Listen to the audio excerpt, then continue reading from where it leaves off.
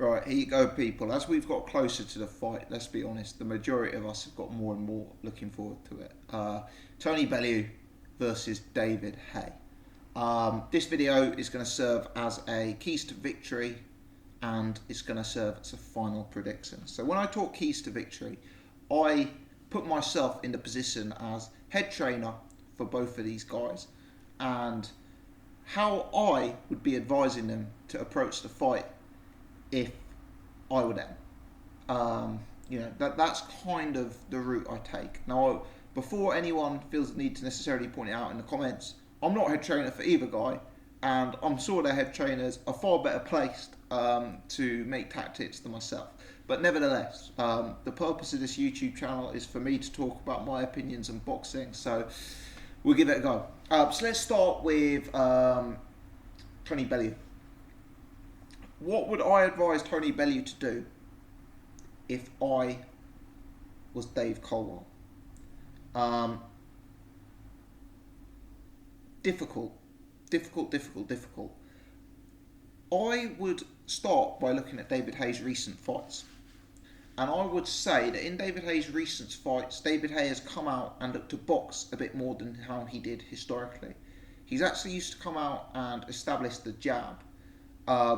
I would be inclined, if I was Tony Bellew, to try and keep distance, to try and move, to try and avoid David Haye at the start of the fight. Try and avoid taking something mega on the chin in the first or second round.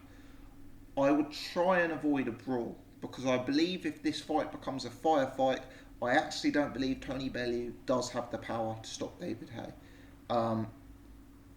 in the early stages of the fight. People still refer back to David Haye having a dodgy chin. I've never been sure about that. I'm not saying he's got a George Foreman chin, but I've seen him take punches from Vladimir Klitschko and stand up to them. This is not a guy who is simply going to collapse the second that Tony Bellew hits him. Tony Bellew clearly carries some power, but at the same time, if you box rock him and you look at the array of fighters who've gone the distance with him, including light heavyweights, etc., this is not a guy who I believe is going to wipe out David Haye with a single punch. So if I was Tony Bellew, I'd say stay out of a brawl, because you've been dropped several times in your career. You've been dropped by cruiserweights, you've been dropped by light heavyweights. Haye is a legit monstrous power, and I'd say try and just let the early rounds pass without event. The whole purpose of this is to try and take David Haye long. David Haye is 36 years old. As Tony Bellew's been at pains to point out, he hasn't been in a proper fight since Derek Chisora 5 years ago. He's been massively inactive. He's had injury problems. His 2 comeback fights have only lasted a round or 2. The whole chance of Tony Bellew winning. I don't think Tony Bellew can win this fight by doing anything conventional. I think he's got to win this fight by trying to use David Haye's weaknesses rather than his own strengths. Because without meaning to be disrespectful, Tony Bellew's strengths are not good enough to beat David Haye. So what he's got to do is get David Haye chasing him. What he's got to do is keep distance. What he's got to do is still be there in rounds 3, 4, 5, 6, 7. And if he is, it becomes a more interesting fight. I would say, personally, if Tony Bellew is there after 7 rounds and he is 7-0 down on the scorecards, that is a massive success from Tony Bellew. And if I were Dave Colwell and Tony Bellew and I could press a button now to be starting round 8, 7 rounds down, I would legit do that. For me, Bellew's best chance in this fight is grinding David Haye down, trying to bring out the fact that he's old, inactive, injury prone, and trying to take him into deep water, trying to take him into a dogfight. Bellew, for all his strengths, for all his weaknesses, this is a guy with heart, this is a guy with stamina. He's not a natural athlete like David Haye, but he does seem to have a naturally decent engine. And if the going gets tough in the later rounds, Tony Bellew may have a chance. So if I was Bellew, if I was Colwell, that's what I'd be looking to do. I wouldn't be looking to come out and try and steal rounds behind a jab. I wouldn't be looking to get involved in a brawl. I wouldn't be looking to test David Haye's chin early on. I think any of that creates too high a risk of getting stopped and knocked out. I'd look to keep distance on the outside. I'd look to hold and close the range on the inside. I'd look to avoid getting counterpunched. I'd keep my hands real low. I wouldn't get sucked in. I wouldn't get very, very, very easy. If David Haye throws a jab or Tony Bellew throws a jab, very easy for a gap to come where David Haye can land that big right hand. So, I know this isn't, I'm not reinventing the wheel here. I'm not coming up with any master game plan for Tony Bellew to win this fight, but I do believe that's his only chance of winning the fight, really. It's taking David Haye very, very late, dragging him into deep water and trying to force a late stoppage with David Haye falling apart in the later rounds. I'm not saying I think it's going to happen. I'm saying if I was in Bellew's corner, that's the tactic I'd go with. As for David Haye, for me, for David Haye to win this fight, he's got to land on Tony Bellew crisp and cleanly. I don't believe Bellew's going to have the punch resistance to cope with David Haye if David Haye is able to land on him. Bellew, huge heart, overperformer. The guy drew with Isaac Chilemba. The guy was dropped by Oval McKenzie. The guy was dropped by Olunga Makabu. The guy was beaten by Nathan Cleverly. This is not a guy who should be living with David Haye. And I think if David Haye is able to land on Tony Bellew, he's going to win the fight. I'm afraid I see it as simple as that. Bellew, for me, has never been able to block a jab. Even if you look at his recent fights with Mateusz Mastanek and Nathan Cleverly, notice that he loses every single round with those opponents established the jab. David Haye has been able to use the jab fairly effectively in his recent comeback fights, admittedly against a low level of opposition. I expected David Haye to come out, to use the jab, and start boxing Tony Bellew. I think Tony Bellew's defence is very, very open. So I think if Tony Bellew starts eating that jab, David Haye is very, very swiftly going to find a home for a big right hand, a haymaker, a hook, however you want to describe it. And I believe once that happens, the fight will be over. So if I was David Haye, I'd just say come out, have a little look at him, get your timing in, start establishing that jab, and look to land hard and land early, and I think that will be enough. Again, I appreciate I'm not saying anything overly complex in the keys to victory, but I don't necessarily believe this is an overly complex fight in terms of a puzzle to crack. Let's talk about predictions. How do I see it going? Tony Bellew is someone I've got wrong on this channel time and time again. I've picked against Tony Bellew so many fights and I've got it wrong. He's probably the fighter I've misjudged the most, and I've got to give Bellew an immense amount of credit for being one of British boxing's greatest overachievers. This is a guy who has massively outperformed my expectations of him, massively outperformed based on his abilities. He has done that by grit, heart, determination, a level of power, and I've got to give him an immense amount of respect.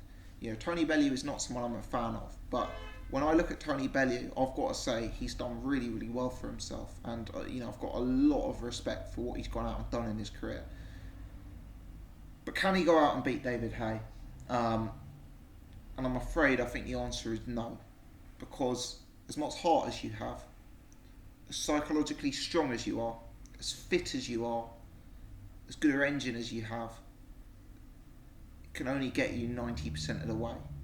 And if we look at the opponents that Tony Bellew's beaten, he's beaten a very good level of opposition. He's performed very, very well. But he's not operating at the elite level, It's not like he's taken out Marco Huck, Marius Bradis, Alexander Usyk at cruiserweight. It's not like he's taken out Kovalev, Adonis Stevenson and Andre Ward at light heavyweight. This is a guy who's operating at top 10 level. He's operating credibly. He's operating respectably. But he's not taking on the elite.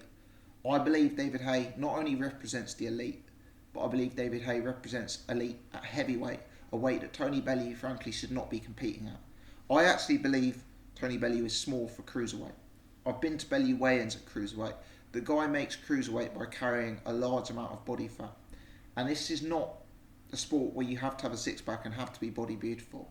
But at the same time, I believe Tony Bellew would be most effective at something like 180, 185 pounds, maybe 185 pounds. You know, in boxing, as you guys know, that weight division doesn't exist. He probably is too big for light heavyweight. And I believe if he fought the elite at cruiserweight, it may be found that maybe he's marginally too small for cruiserweight.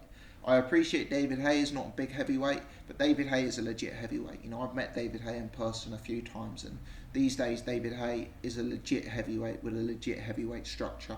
I'm not saying he's an Anthony Joshua or a Vladimir Klitschko. He's not a beast. He's not a monster. He's not a freak of nature.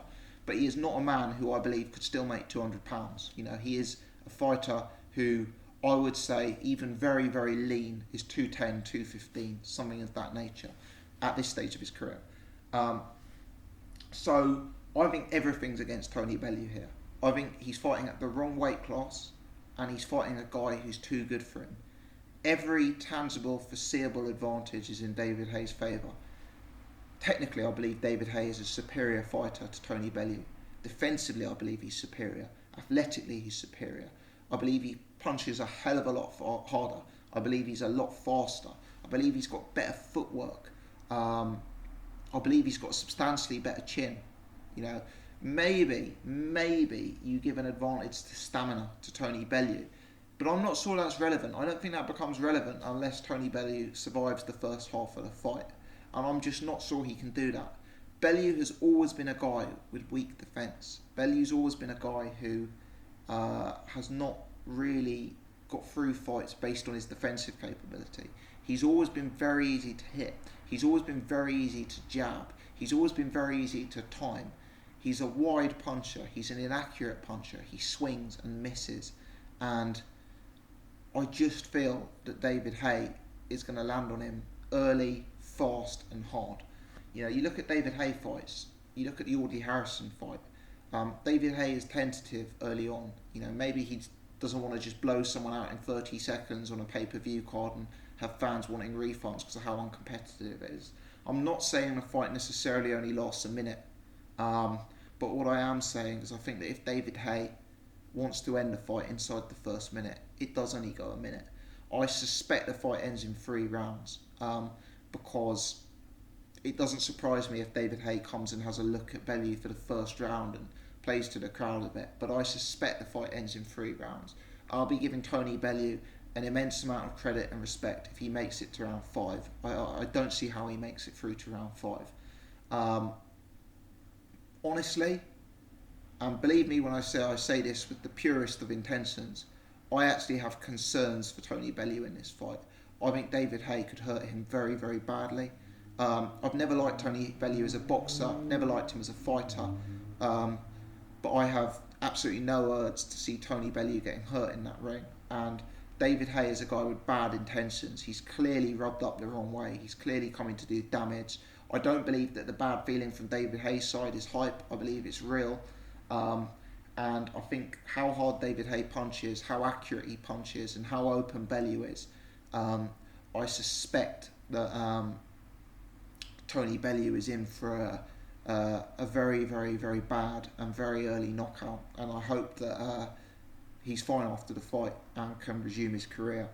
That's my prediction, guys. Rounds 2 or 3 for David Haye.